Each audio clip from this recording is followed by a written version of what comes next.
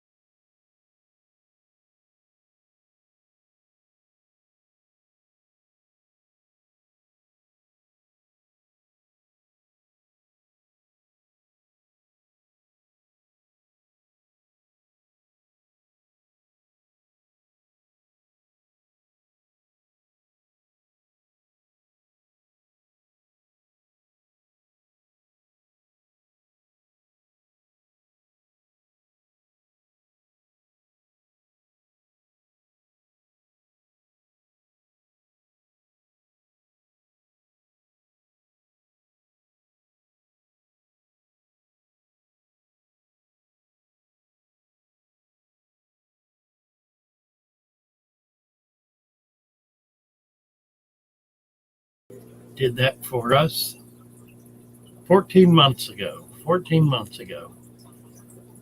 And he is a casualty of the 2020 election.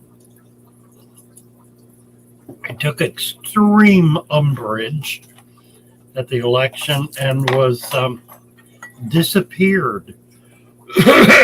Utterly and completely disappeared. His channel is still up, but there's not been a single post.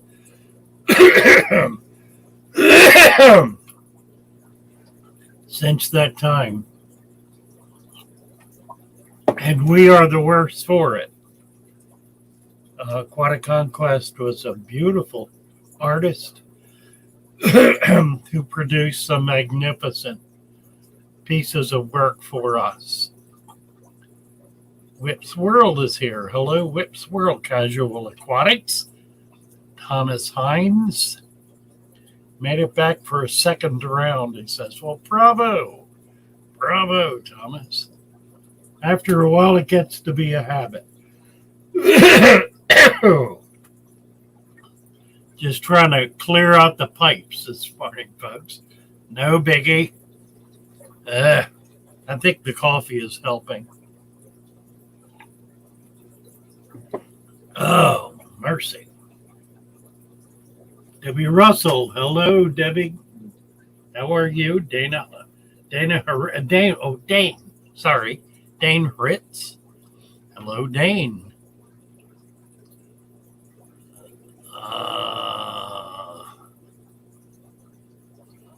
What do we got here? We have 14 in so far.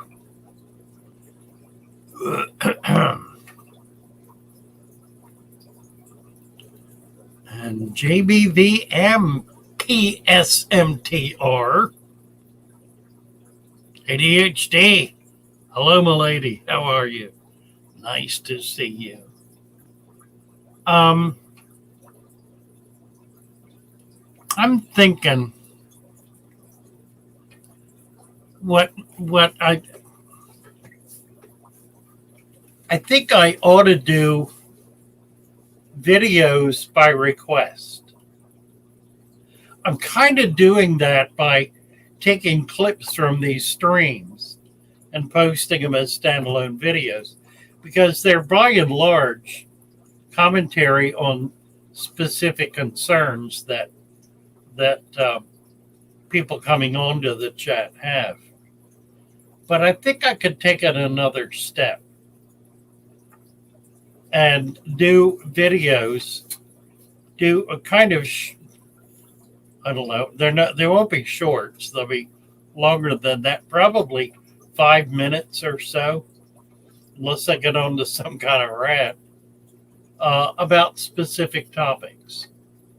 And the topics, maybe what I'll do is just maintain a little ledger and make notes anytime there's a request for something, and then plan to crank these out one a day. Just do commentary and see if I can't put them in the on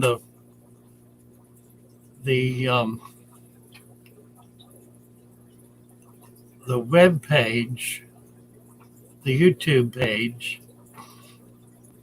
in a way that makes them easily accessible. I don't know quite how to do that because you can't alphabetize things other than just going through the laborious process of moving them around one at a time, and that always gets mixed up. But we'll do a playlist and see if we can't do maybe title the playlist in a way that'll help people find them. And maybe call the playlist just exactly what it is. Q&A. A topical Q&A. I don't know. What do you think? Do you like it? Thomas Hines says, I really like to listen to individuals who have kept fish longer than I have. I started in 77. Yeah, I started, when I started, 49, I think, technically. Actually, in terms of serious fish keeping, probably as a teenager, which would have been about 1955, 56, along in there. That's the point where I had multiple tanks in the basement of the home. Nobody else was doing that sort of thing. Emily, Casual Aquatics is saying Emily with lots of hearts. I'm with that. I'm for that. The Scouse is here. Hello, hello. Emily says, I like it. I think you should do whatever you want. You're old enough. You deserve it. Well, there is that, I suppose. Some kind of catalog or encyclopedia. Yeah, it would be nice to be able to set up the the channel that way to make it encyclopedic. I just don't know how to do that. I don't even know if it's possible. My thinking is it's not. But that would really be ideal.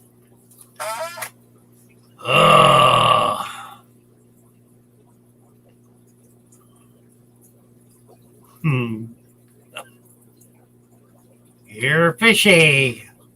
There she is. Shelby. Good morning, good morning. The crab lady. Look at her, got a little crab up there. A crab lady. She is loaded with crabs. You know, it's a neat display too. The kind of biotope that you have set up for them. I always like to try to figure out how to combine things. I think with crabs it's uniquely difficult because they're either eaten or they're either being eaten or are eating whatever else they're in with. I'm fond of saying crabs as crabs because crabs are crabs. Crabs are crabby creatures. They will eat or be eaten by whatever they're around. It's difficult to be able to keep them with anything, but that's always been my challenge. And with the numbers you've got, they sort of have it. They have the ability to swarm, and that could be utterly disastrous. Maybe the thing to do is to put a 24-hour cam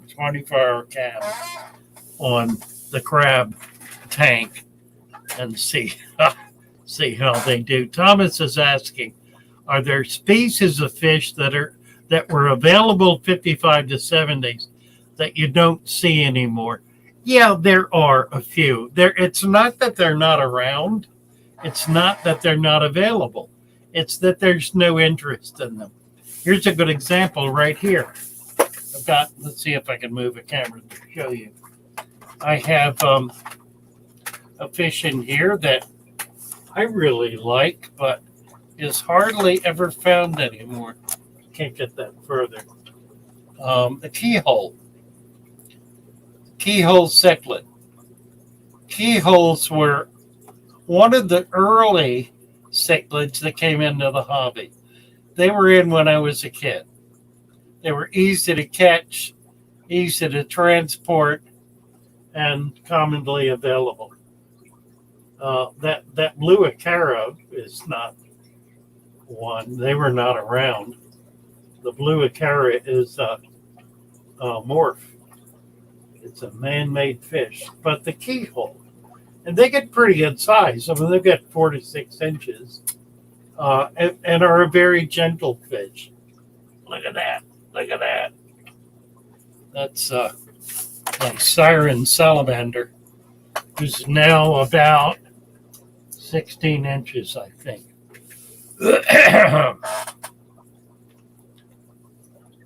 Select Aquatics, ADHD, set his website up with a catalog. I will check that. Oh, that's his website. Well, right. I got a website. Let me have my techie take a look at that, Jeremy. Jeremy, take a look at that and see if it's anything we can duplicate. That may be the way to do it, is just do it on a website. I have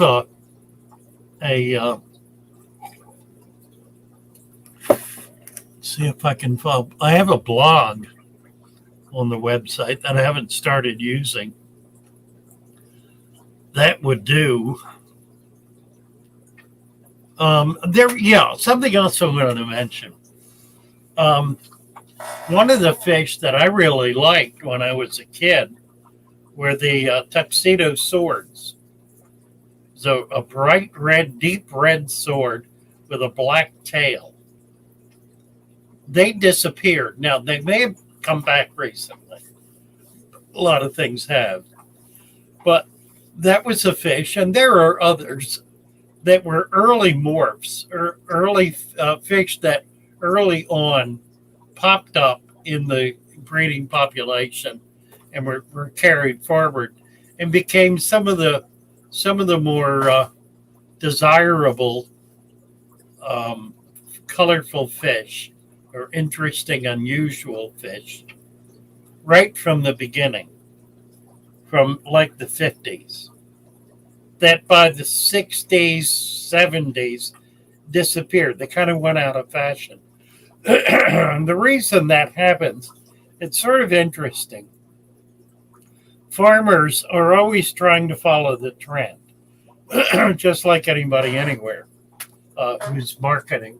They try to follow the trend. Now, if the trend one year is angelfish, then the following season, and these crops are grown out essentially year to year, the following year, everybody will do angels and glut the market so that by the end of that year, the beginning of the following year, the market's glutted. They can't get any money for their fish, so they don't do it the following year,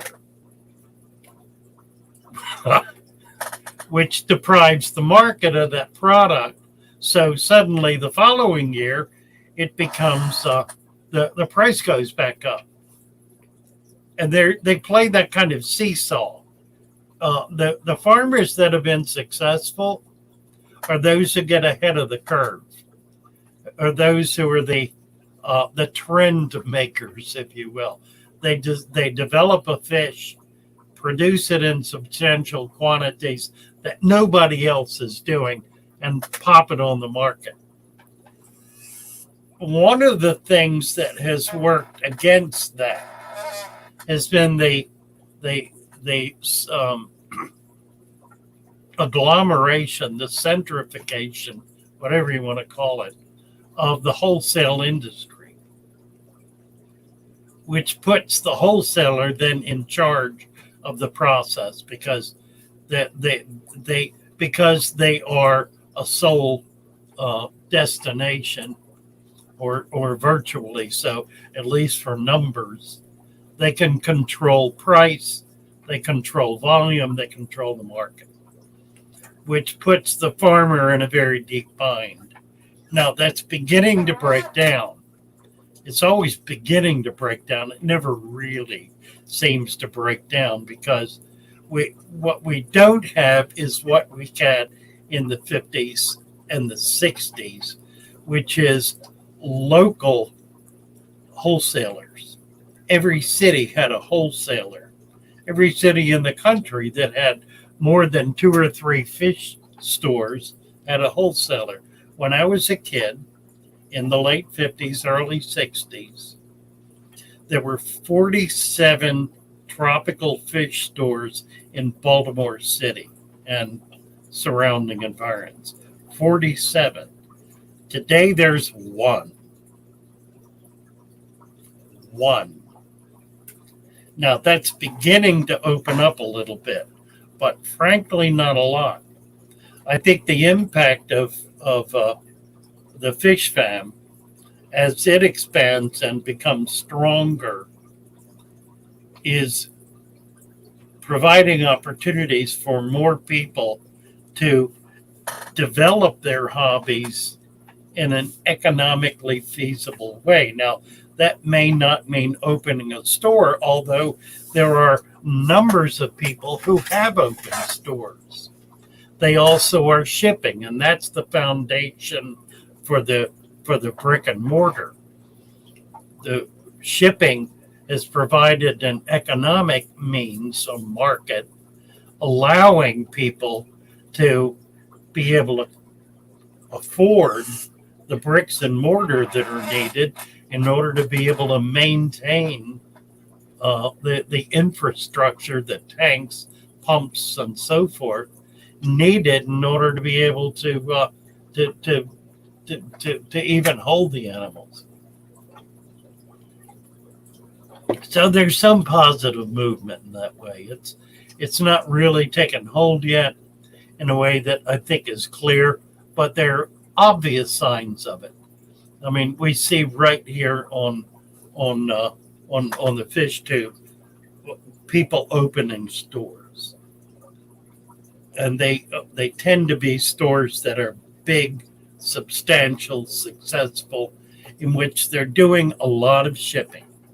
They have a local population coming in, but they're doing a lot of shipping, and it's making a world of difference. Now, if you look at where they're sourcing their fish from, that's when it becomes really interesting, because a lot of these big new stores are importing. They're acting as their own importer. They're circumventing the traditional wholesale part of the industry. They're also buying directly from hobbyists. So again, they're leaping over the traditional wholesaler in order to be able to get the product at a better price and market it at a reasonable price. In point of fact, they're marketing it at a markup that is certainly a higher markup than would otherwise be possible, but at the same time, because they're leapfrogging over the traditional wholesaler, they're able to provide that product at a relatively reasonable rate. Now, the other thing we're seeing right now is a market that is so substantially impacted by the delivery process, by the system of moving product, that prices have skyrocketed. Prices for tropical fish traditionally never grow, or at least not substantially.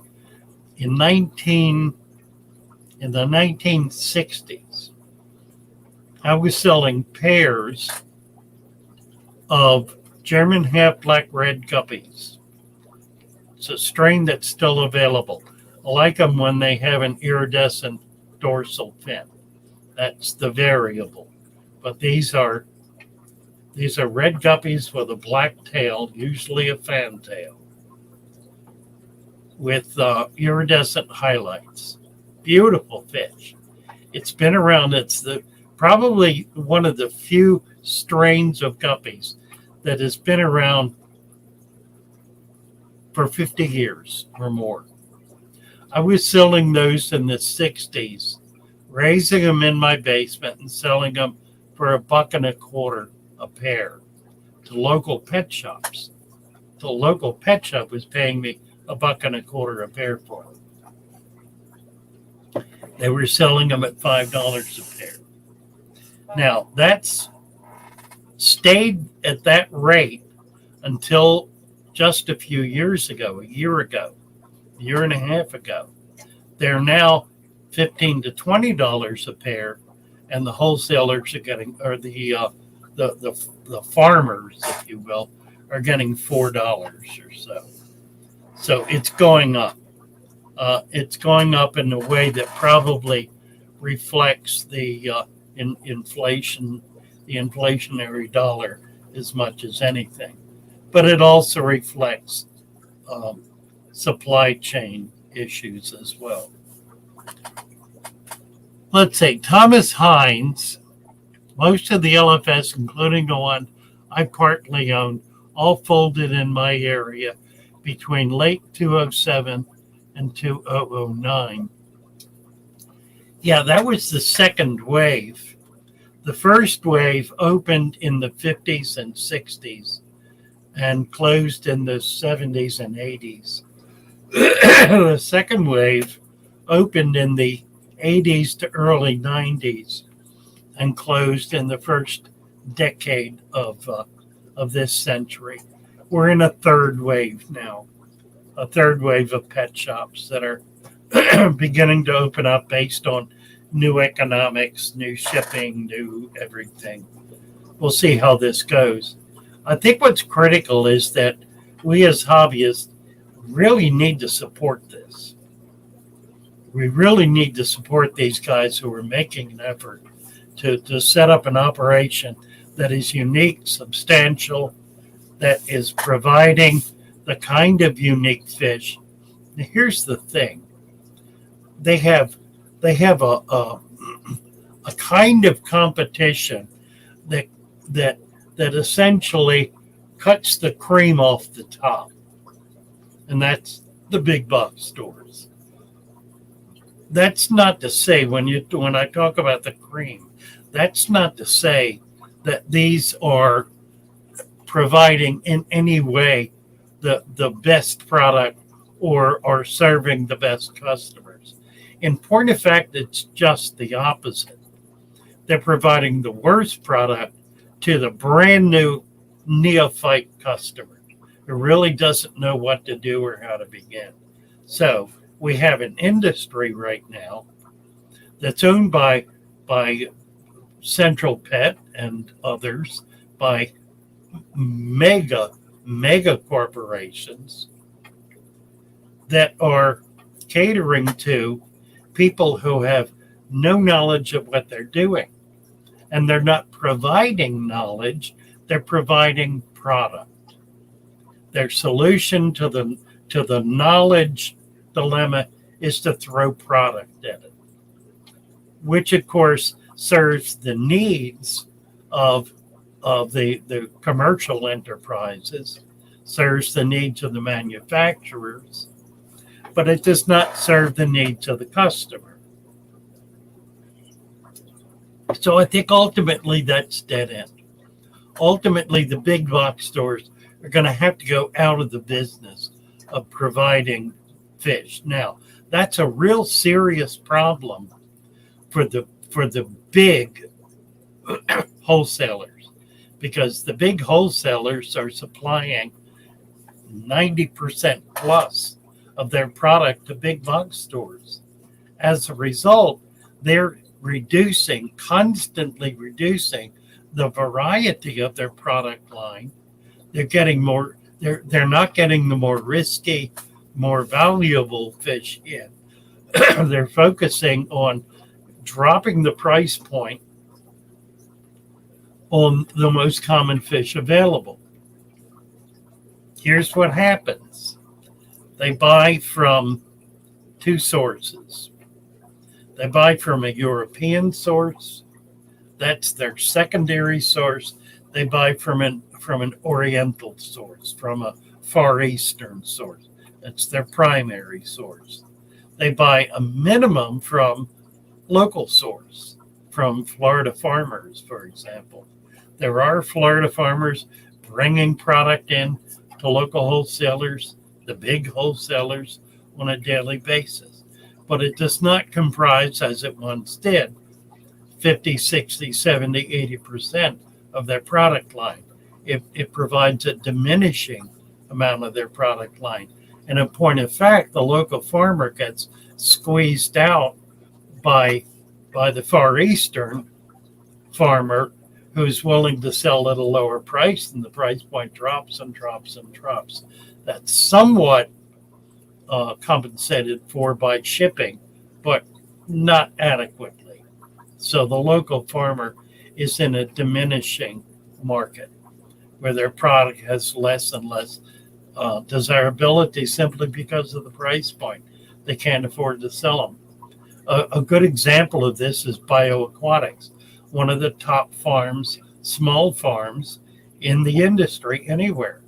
And by top, I mean highest level of product, most remarkable product, best price, and so forth. Essentially, he's been priced out of the wholesale market, which he was attempting to 20 years ago to participate in. He's now virtually 100% in the retail market, selling online and doing better than he ever has. He really ought to have a store, but he has been supportive of local store. So anyway, coming up with crazy fish names is a good marketing strategy. Yeah, it's absolutely true. Thomas Hines is saying, I remember the angelfish collapse in the early 80s. There was another collapse that occurred in the 90s in Florida, and that was the angel virus. The virus decimated the entire angel population of Florida. It was devastating. There were farms that were trying to prevent it coming onto their farm. They would not allow visitors on the farm. Anybody who was coming on had to had to walk through a foot bath, had to change shoes. It was just kind of on and on. Out of that is really that's what caused the state of Florida to put money into a laboratory to work with the local farmers in order to be able to solve their disease and other problems. It has now grown well beyond that to a point where they're assessing breeding methodologies for rare and uncommon species in order to be able to get them into the marketplace. So that's become a really remarkable resource. And I think eventually will result in more people getting, if we can work out the logistics of getting the fish to market in a profitable way for the local farmer, then we'll certainly have people moving into it. We have the land, we've got the structures, we have everything we need to be able to substantially increase and get back into that. And I think the lab is going to be a critical part of that. Let's see. Pineapple swordtail. Yeah, that's a pretty one. Scouse is talking about. I'm going back a little. Yeah, I think I got it covered. Let's see. Rago, Nano Aquarium guy, saying Rago, it's important depending on the plant. Talking about some plants doing well in hard water and others not. It's absolutely true. The Aponogeton, for example, the bulb plants, are a soft water plant. Now, they do okay in hard water, but they'll do phenomenally better in soft water. In fact, they're a really excellent plant for food web tanks. If you have leaf mulch, or a lot of humus in your tank, Aponogetons are going to thrive in that environment. It's because of their natural environment. They're naturally from rain pools that dry up in the jungle areas or whatever, heavily wooded areas. The rain pool will last 6 to 8 months, maybe a little longer. The plant will jump up, thrive, flower, produce seed. The pond will dry up, the leaves will all die off, and that bulb will retain a spark of life, so that when it rains again, it'll come up again. They're like an annual. They are an annual. It's an annual plant, like the annual Achilles. Same thing, but of course those rain pools are going to be soft, acidic. They're going to have a lot of mulch, a lot of humus in them because they're surrounded by trees. So that's a good example of a plant that thrives in soft acid water. Whereas Amazon swords, which will do fine in soft acid water, are more commonly found in hard alkaline water in the wild, where they explode. Vallisneria is another example of that. Sagittarius, perhaps a better example.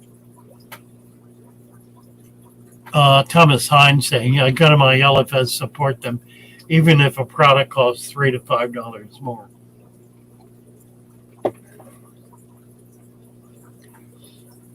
Oh dear. 0 degrees in Chicago. Oy.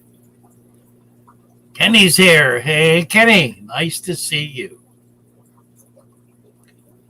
Roman. Oh, dear. 7 degrees in Toronto. Thomas Hines, my local wholesaler, has shrunk in size and hours, owned by a woman since the early 70s. Yeah, there are some that have been able to hold on. The shop in Baltimore is a big shop, House of Tropicals. They had 2 at one point, and I think are now back down to 1. They've moved 3 times, and they were around when I was a kid. I used to go to that shop in Glen Burnie when it was on the corner of some street or other in downtown Glen Burnie. And Jack and I would stand and chew the fat for hours on end. I remember one time I bought a big Plecostomus from him, didn't get back to pick it up for a couple of months, and he was a little PO'd with me for doing that to him because he had to hold on to it. He moved to Florida, retired, let his sons run the shop, then moved back. I'm assuming he's no longer with us. He would be well in his 90s by now. But I know his sons are running the shop, and I believe there's a 3rd generation that is involved. They moved to a beautiful spot down the road at a big shop, and have since moved out of that into another new shop. I looked for it when I was up there last summer and did not find it. It didn't look hard enough. So I was not able to get in and check it out. Rigo is asking, how important is GH and KH for plant growth? Good. Yeah, we were just talking about that. Depends on the plant, absolutely. My tanks now are at a lower GH and KH than they've been for years.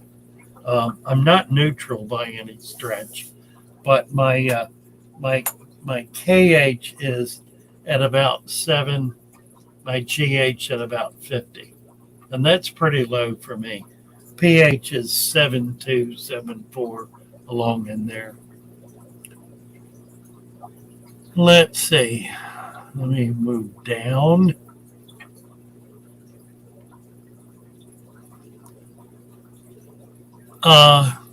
JBVM, people who are successful in the hobby. I just lost it. Are bad for business in small towns like the one I'm living in because they don't buy very often. That's an unlucky paradox. That's a really, really significant issue. Very, very significant issue. I think it's breaking down, however. I look at people like Alex, for example, who are always on the lookout for the rare and unusual. He deals with those wholesalers and importers who are bringing in the rare and unusual animals. Now, they're retailers doing importing. So it's what I was describing earlier. They're leapfrogging over the traditional importer, wholesaler, and they're able then to, by marking their price up to a place where it's still reasonable, are able to substantially improve their profit margin and stay in business and make being in business a worthwhile effort. But it's really dependent upon their expertise at being able to locate and transport and maintain high quality, very expensive items in order to be able to provide them to local hobbyists. It's one of the few examples of an industry or segment of the industry that's being supported effectively by high-end hobbyists. Typically, give you a good example of what the issue is here. I ran a shop for 20 years here in Venice, Florida. I also started a fish club. The fish club was the enemy of the shop. Now, I love the club, still do. I'm the president of it today. And I love the shop. I had to give up the shop because the club was providing enough product through its monthly auctions, supported by people simply bringing in things they had been breeding, to impact in a very negative way my business in the pet shop. I had very few actual members of the club coming into my shop and buying. In fact, it got to the point where they weren't at all. I would provide, by putting some of my interesting new animals in the auction. I cut my own throat, I suppose, really. Provided an opportunity for those hobbyists in the club to get that product, to be able to breed it and flood that part of the market with them. I did occasionally have them coming back into the shop from club members. Club members did not support the shop. And yet I would work very hard with new people coming in to get them attending the club. I think if I had set the club up in such a way that it would have been an extension of the shop, then it would have worked, because the club has been able to put money away. And they've become, I wouldn't say wealthy by any stretch, but they've got a chunk of change sitting in their accounts that would have been very supportive and helpful of the shop had the club been not a club but an extension, another function of the store. So that could have been a way to do that. Don't know about the practicality of it. May not have been practical at all. And as it turns out, the club's still there and the shop is not. So there you have it, I guess. But yeah, it's a real issue. Whip's World. Let's see. Notice that some farmers sell both wholesale and retail. Right. And years ago, they did not. They would never sell retail. Just didn't happen.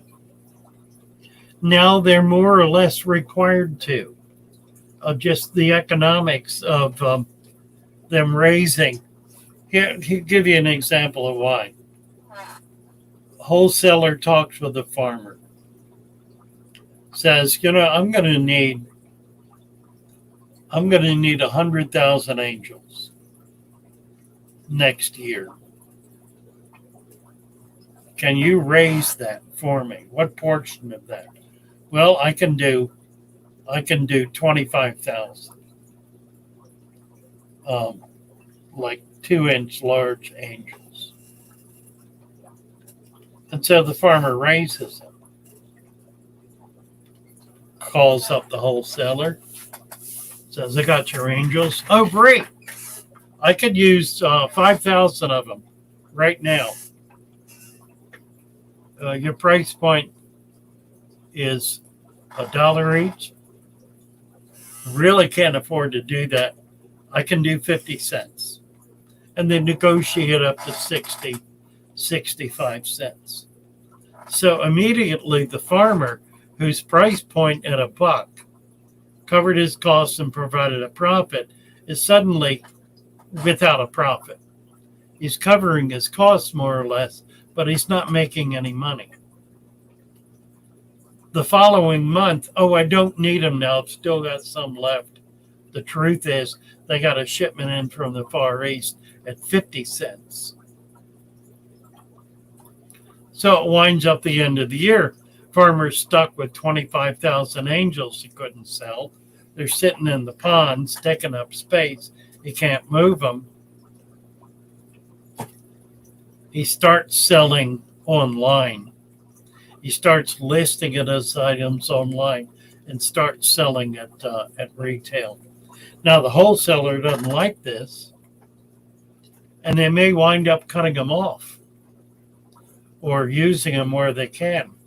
The issue is it puts the farmer back in control of the market, and that's what's really central. That's exactly what Andres has done at Bioaquatics. He's put himself back in control of his own market.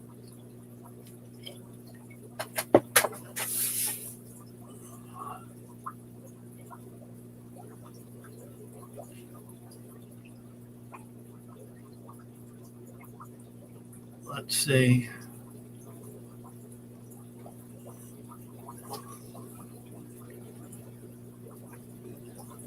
Well, Whip's World raises an interesting point. It says, I don't mind supporting local mom and pop shops, but just because they are doesn't mean they're more ethical or knowledgeable. True enough, there's a better chance they will be, of course. And it's certainly worth finding out if they are. Rohan saying, I heard about an angel virus 2 winters ago. Is that in your region, Rohan? Shamai Duncan, hello. Yes, Lucas is, well, if they get a final, they put in a bid on a house and a piece of property in Fort Myers. It's a 5-acre piece of property. It'll be exciting. He's looking forward to doing a lot of ponds. I'm not looking forward to doing natives. I do want to get them out and do some collecting. If they are able to get that piece of property, it'll be about an hour south of me. So I'm excited about that and about getting down and spending time with the Bretzes. Let's see where we are here. 100 degrees here in sunny Australia, says Craig. My. What's that? Where'd it go? Arrows. Tell you what. There it is. 26 in Brazil. That's a nice, what's that, about 75 to 80, somewhere in there. Rehu Scaria. 9:33. Hello, Father Fish, and all of you. Plants and tanks are slowly growing after 3 months. Bacopa and Kabamba growing faster. The sand is having leaf litter and lots of debris. Hope that's good. Sounds great, Rehu. Sounds wonderful. Good morning, Michael Long. Thomas Hines, I was the treasurer of a club. Grew so large they were like, hey, it'll give us discounts and sales. Then our members won't buy from you. Once that attitude started, I resigned. Yeah, I hear that. Loud and clear. Oh, Thomas, I breed Nanostomus Beckfordi in the summer. Nice fish. Let's see if we can get a picture of this. It's got it spelled wrong, I think. Let's see. It should be Nanostomus, I believe. Oh, no, he's right. Yes, Nanostomus. It's a golden pencil fish. I think I got a picture of it here.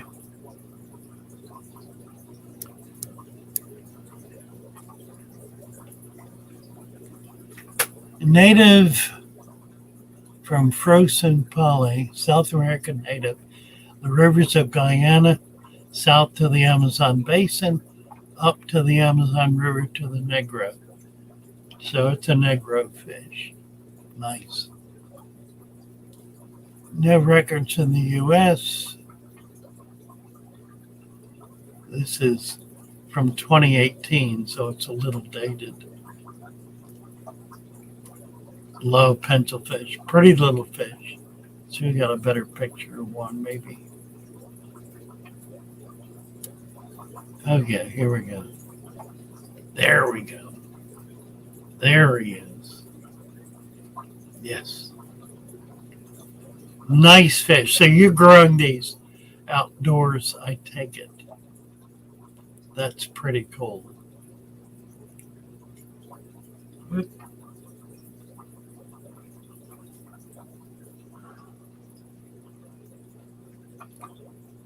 Thomas says, I am a nano fish keeper. More and more are. It's, you get to the place where the big fish, and Kenny here understands. He's got a lot of big fish. You need big tanks. Big fish require big tanks. Nanos, little fish require little tanks. It simply gets to be easier to keep little tanks. Pretty fish, Thomas. Um, we need to get. Have you got a video on your breeding operation, Thomas? I think that would be interesting for people to see. Beckford eye, nice little fish. Huh, says spelling is not my forte. Yeah, mine too. I know what you mean. In tubs, he's breeding in tubs. Easy fish to breed. Nice. Pretty fish too. He says mine looked like that. That red. That is stunning, isn't it? We got it back here. Look at that again. Really impressive. Pretty fish.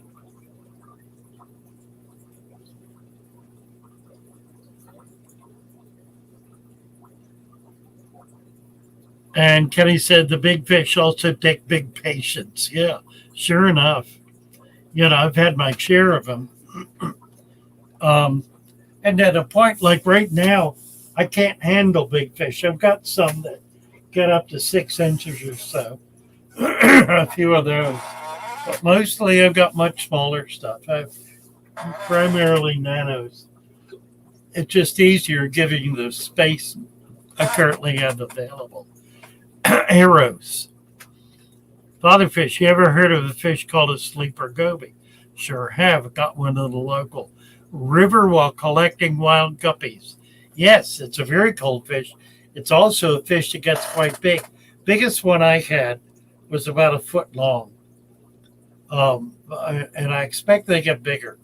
They probably can get up to 2 foot and maybe even bigger than that. It's unusual because they're a very slow growing fish. So that would be quite an old fish. Thomas says I'm working on videos. That'll be terrific. We look forward to that. Thomas, make sure you let us know when you got something coming out so we can check it out. Yeah, he's talking about angel virus from breeders in his area. Rohan is in the Himalayas, the foothills, if you will, of the Himalayas.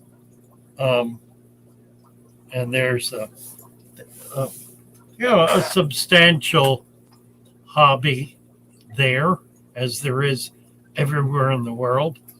Thomas is saying I'm getting some axolotl, Sundanio axolotl this weekend. Let's look that one up and see what he's talking about.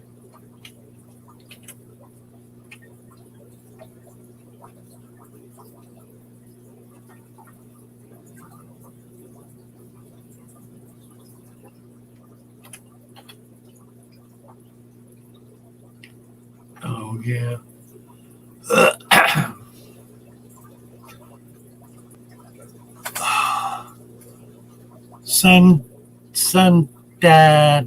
Sundanio.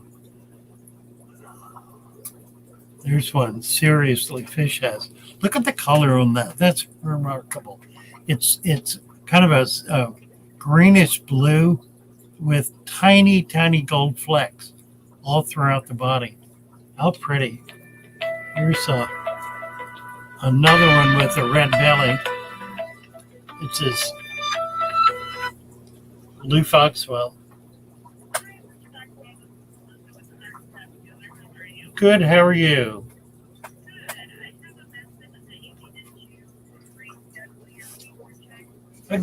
Yes. I need to reschedule a stress test. Yeah, we can do that.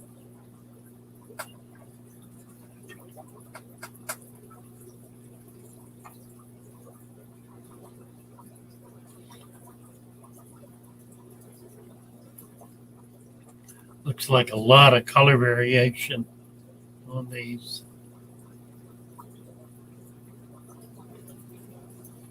Wow. It almost looks like a neon, doesn't it? It's a rasbora.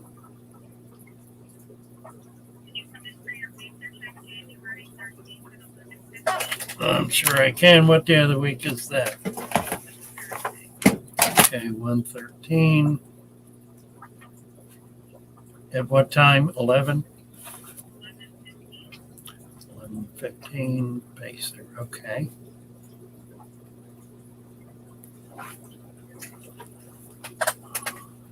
Sorry to do this, guys. I've got to get these appointments in.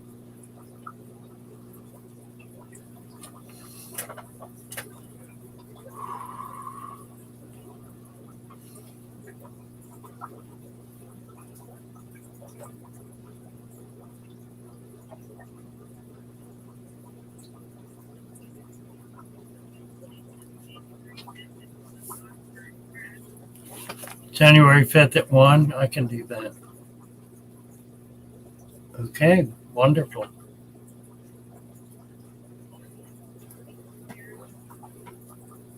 I'll need to get a consultation following that stress test.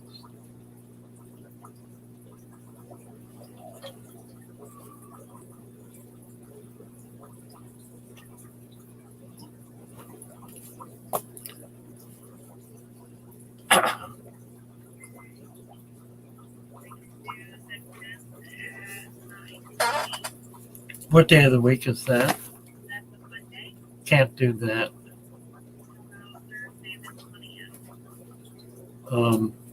Okay, 1:20 at 1 o'clock.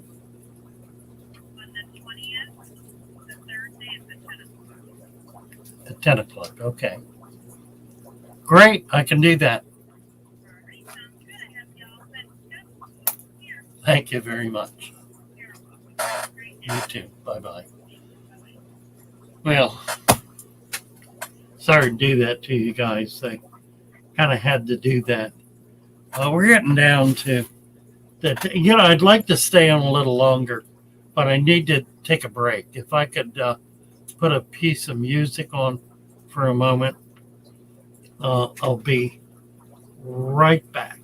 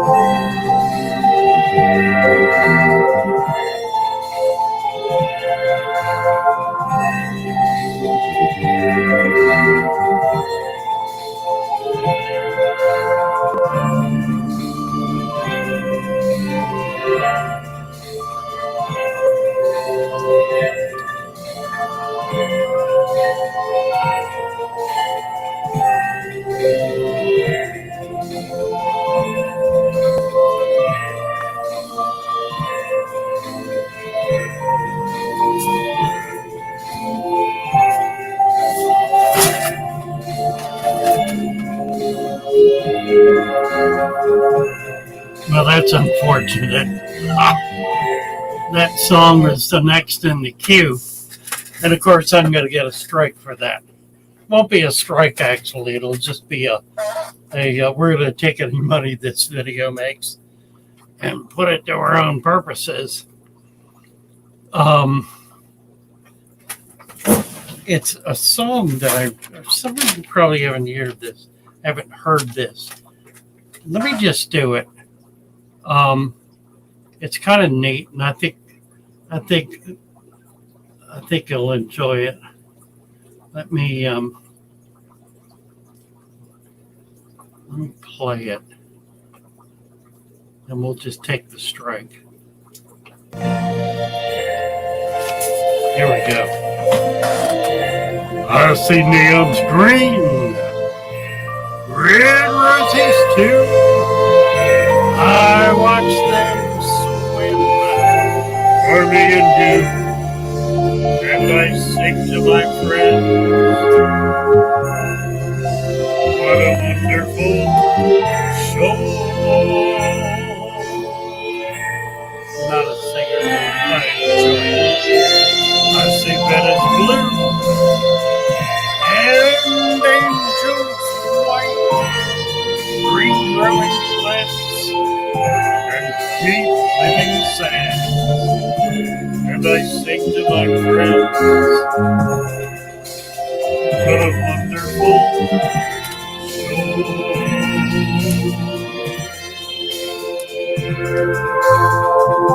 The colors of the rainbow, as pretty as can be, are also the colors that dance for you and me. I see friends coming in, saying, let's talk about things. They're really saying, I love you. I hear water splashing, I watch you float. With Father Fish I learned there's so much more to know. And I sing to my friend, what a wonderful show. Oh yeah. I sing to my friend, what a wonderful show.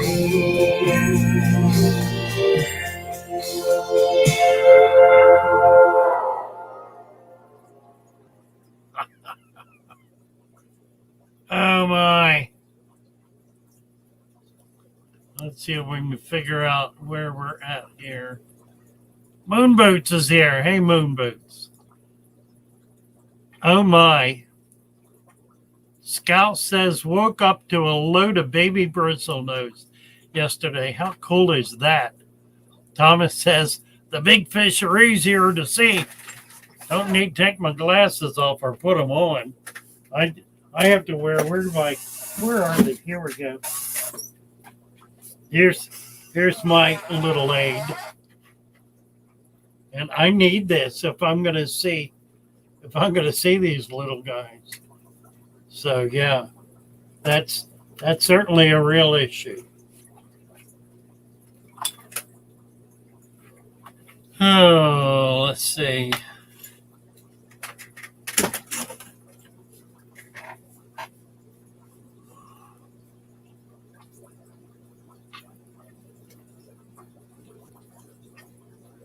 Somebody said the sleeper goby I got is around 3 inches. Yeah, arrows. Yeah, they get big.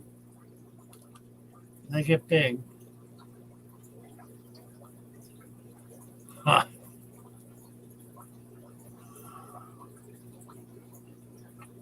Yeah, Google is usually wrong. If I did that on any other platform, there would never be a question about it. Scouts is saying I might go live for a bit after Father Fish. We'll come in and say hello. Scott Stankovich. Hello, Scott. Nice to see you. Michael Long is saying goodbye, Michael. Working from home, Thomas Hines. 15 degrees outside, says ADHD. Finally cleared.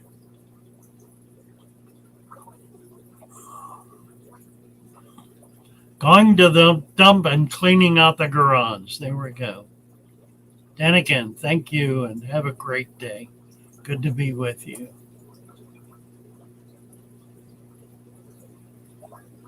Yeah, we're invading on Aquatic Morning Show's turf here. We need to click off. Louis would be proud. I don't know, maybe. I hate autocorrect. Yeah, me too.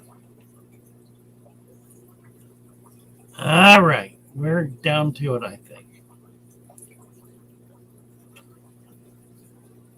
Scott says my live stream tends to me feeding the fish. Well, it's nice. We get to see your fish. All right, we're gonna knock it off so we can get over and say hi to Jess and Rico. Bless you all. Nice to be with you. I'll be back Wednesday morning. See you all then.